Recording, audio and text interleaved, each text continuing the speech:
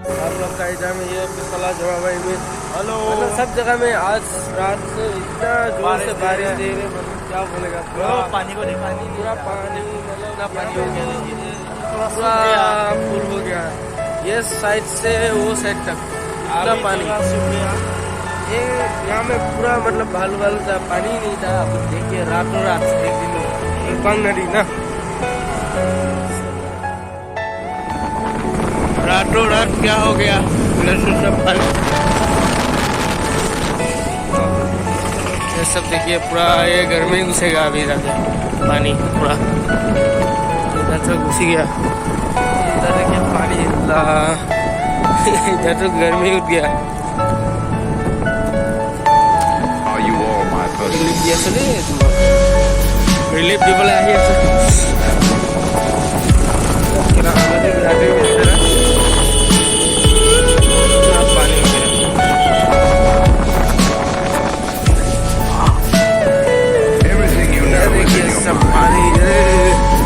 इधर में पानी नहीं था रातों रात